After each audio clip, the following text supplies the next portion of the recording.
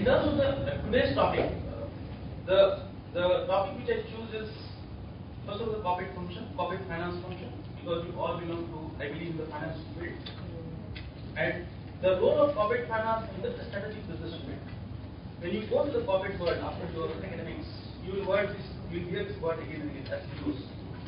SBUs is nothing but a business unit, and where the management think that this business unit has a potential to grow as an independent company in future.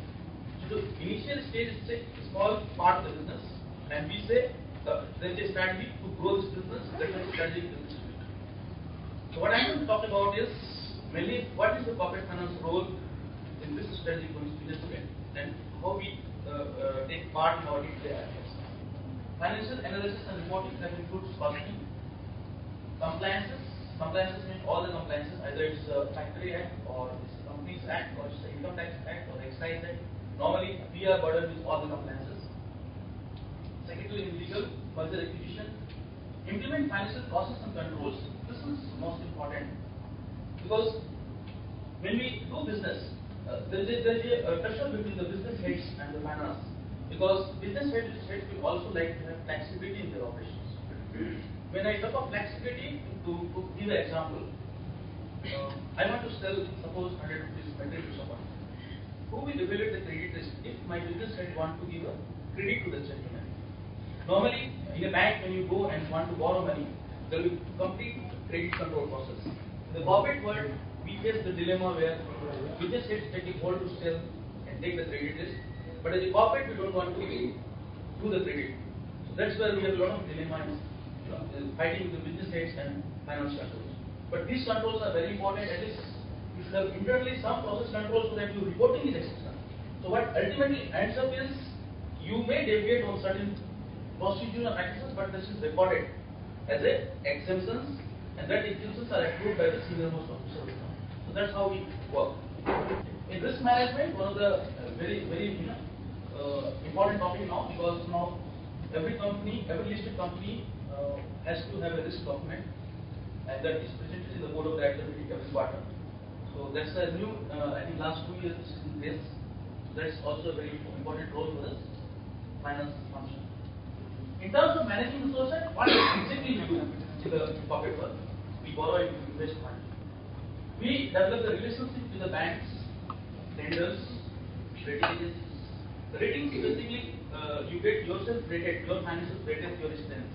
So that is one of the key activity for us, because increase in decrease in rating, we must be knowing that this effect applies. And prudent allocation of funds. Some of these words are return on capital employed, return on investment, economic value added.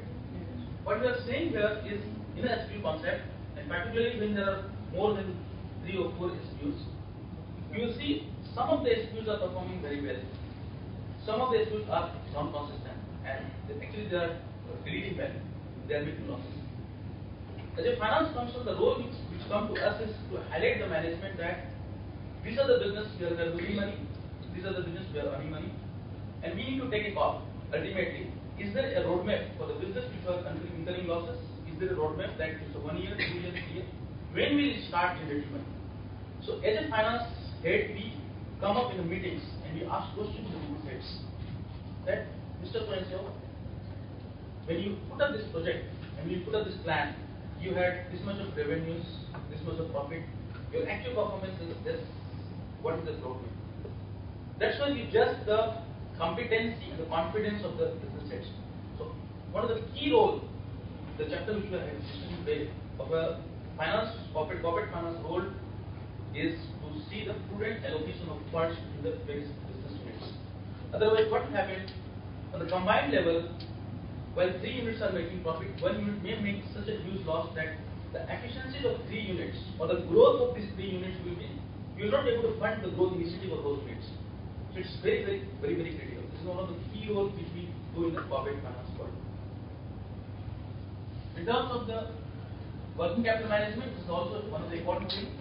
This is to do with the credit controls which are talking, the management of inventory. As a procurement guy, again, for example, what happens in the corporate world is there's a balanced business card scores.